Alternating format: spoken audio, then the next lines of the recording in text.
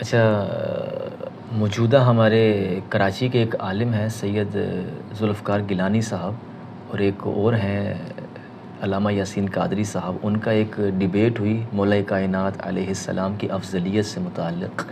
اس پر بڑی چہمہ گوئیاں ہوئی اور اس مسئلے کو اتنا اچھالا گیا. تو اس والے سے میں آپ کی رائے جاننا چاہوں گا کہ الحمدللہ ہم تو اہل البیت کو رسول اللہ کے بعد افضل ترین اور قابل احترام شخصیت سمجھتے ہیں، اور اس میں کوئی دوسری رائے بھی نہیں ہے. اور جن اکابر علماء نے اس پر تحقیقی کام کیا، انہوں نے خود اس بات کو واضح کیا کہ یہ اہل سنت کے بنیادی عقائد کا مسئلہ ہی نہیں ہے. اگر کوئی ابو بکر صدیق کو افضل مانتا ہے تو ٹھیک ہے، اگر کوئی مولا علی کو افضل مانتا ہے پھر بھی ٹھیک ہے، لیکن ہمارے ہاں ایک زور آزمائی کی جاتی ہے کہ جو شیخین کریمین کو افضل نہیں مانتا وہ رافضی ہے. مولا علی کی افضلیت کا قول رافضیت ہے. تو یہ آپ کیا سمجھتے ہیں، ناسبیت ہے، اہل البیت سے دوری ہے، یہ صحابہ کا اور اہل بیت سے مقابلہ؟ یہ عجیب سی بات لگتی ہے. اور بہت سے لوگ پھر کچھ صحابہ کرام کی تنقیص کی طرف آ جاتے ہیں، کچھ اہل البیت کی تنقیص کی طرف.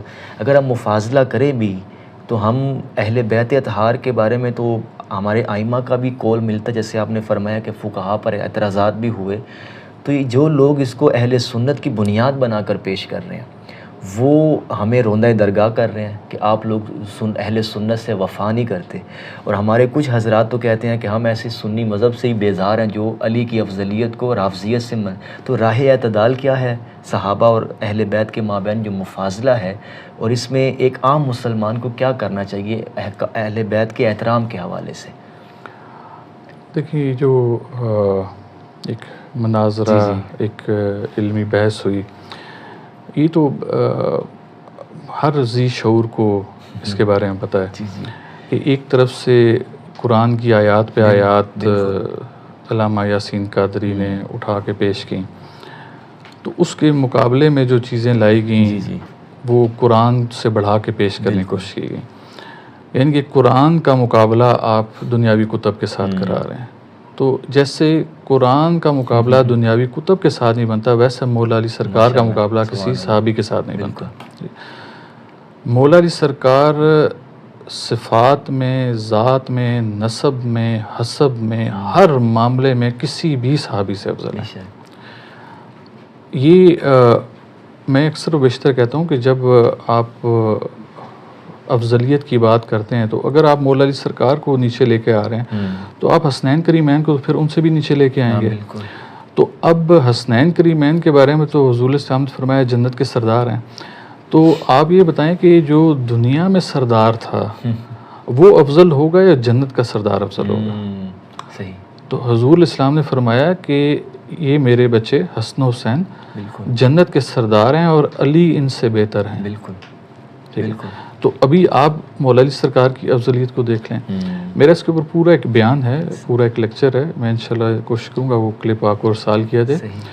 میں اس میں ایک چیز لوگوں کے سامنے رکھی ہے، ایک سچویشن رکھی ہے کہ کہا گیا کہ حضرت ابو بکر صدیق رضی اللہ تعالیٰ عنہ، آپ مولا علی سرکار کے چہرے کو دیکھ رہے ہیں. تو بی بی عائشہ صدیقہ رضی اللہ تعالیٰ نے پوچھا کہ آپ کیوں ایسے دیکھ رہے تھے، یعنی سن آپ حضور کو رہے تھے، دیکھ علی کا چہرہ رہے تھے. تو آپ نے کہا کہ کیا آپ کو معلوم نہیں کہ حضور اسلام نے فرمایا کہ علی کے چہرے کو دیکھنا عبادت ہے، تو میں عبادت کر رہا تھا. تو ابھی جو عبادت کر رہا ہے اور جس کی عبادت کی جا رہی ہے آپ اس کا مقابلہ کر رہے ہیں، اور آپ یہ اسٹیبلش کرنے کی کوشش کر رہے ہیں کہ عبادت گزار جو ہے وہ عبادت گزیزہ سے زیادہ افضل ہے. یعنی بے تقی منطق ہے. تو کسی بھی صورت آپ قرآن کے الفاظ اٹھائیں، اللہ تعالیٰ نے فرمایا کہ علم والا اور لا علم برابر نہیں ہو سکتے، ایسے ہی. اور ساتھ ہی فرمایا کہ انما یتذکر اولو الالباب، کہ نصیحت عقل والے پکڑتے ہیں. اب یہاں سے جب کوئی نصیحت نہیں پکڑے گا تو اس کا مطلب وہ عقل سے فارغ ہے. تو جنہوں نے، جو لوگ اس مناظرے میں شامل ہوئے، تو جنہوں نے یہ ایک اپنا موقف رکھا کہ جی شیخین جو ہیں وہ افضل ہیں مولا علی سرکار سے، تو دیکھ لیں کہ وہ عقل کے کون سے معیار پہ کھڑے ہوئے ہیں کہ وہ قرآن کی نفی کرنے کی کوشش کریں. اب جب قرآن کی کوئی آیا مبارکہ جس کا نزول ہوتا تھا، ایک پرٹیکولر سچویشن کو ایڈریس کرنے کے لیے اللہ تعالیٰ اس کو بھیجتے تھے، تو حضور اسلام اس کی الیبوریشن کرتے تھے، یعنی اس کو کھول کے بیان کرتے تھے، اس کو مزید پریکٹیکل حالات میں ایسے بیان کرتے ہیں کہ کسی کو اس کو سمجھنے میں مشکل نہ رہے.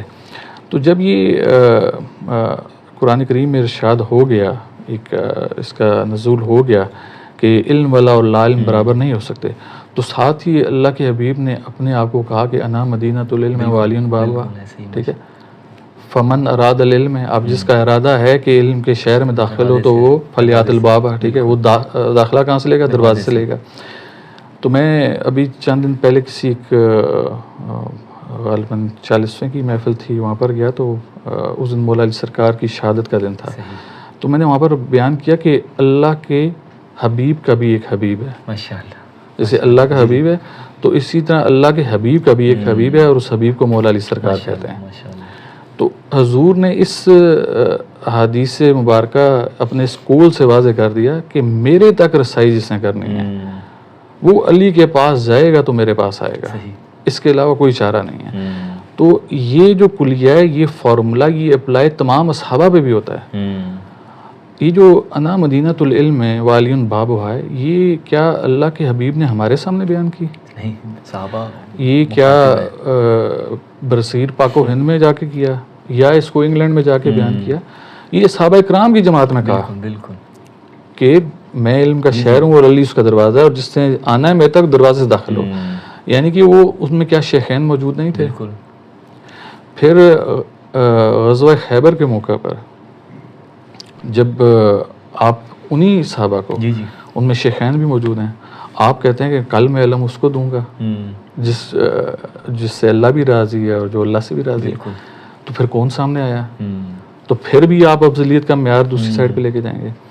اگر آپ نے اس کو گراؤنڈ ریالٹی پہ چیک کرنا ہے تو پھر آپ بدر اٹھا کے دیکھیں کہ ایک علی اکیلا 35 مار دیتا ہے 70 میں سے، ٹوٹل 70 مارے جاتے ہیں، اور اس میں سے 35 مارنے والا علی ہے۔ دوسری سائڈ پہ اگر آپ دیکھیں تو ان کسی کو نہیں مارا، تو پھر آپ اگر دنیاوی اصول کے مطابق بھی چلیں گے تو آپ کسی کو پہلا نمبر دیں گے تو مولا علی سرکار کی ذات کو جائے گا۔ تو خواہ روحانی اعتبار سے ہو، باطنی اعتبار سے ہو، ظاہری اعتبار سے ہو، کلی طور پر مولا علی سرکار کی ذات حضور علیہ السلام کے بعد افضل ترین ذات ہے۔ بے شک بے شک۔ میں نے ایک قتیل شفائی صاحب کے کچھ اشعار سنے تو اس میں نے چند چیزیں شامل کی، تو اس میں ایک شعر یہ بھی تھا کہ اور ہیں دنیا میں جتنے بھی مرتبے حضور کے بعد، یہ سٹارٹ ایسے ہوتا ہے کہ ذات نبی بلند ہے ذات مصطفیٰ کے بعد، اور ہیں دنیا میں جتنے بھی لوگ احترام کے قابل، میں سبھی کو مانتا ہوں مگر ذات مصطفیٰ کے بعد۔ تو میں اس میں شامل کیا کہ اور ہیں دنیا میں جتنے بھی مرتبے حضور کے بعد، ماشاءاللہ، اور ہیں دنیا میں جتنے بھی مرتبے حضور کے بعد، میں سبھی کو مانتا ہوں مگر سیدہ اور شیر خدا کے بعد۔ ماشاءاللہ، سبحان اللہ۔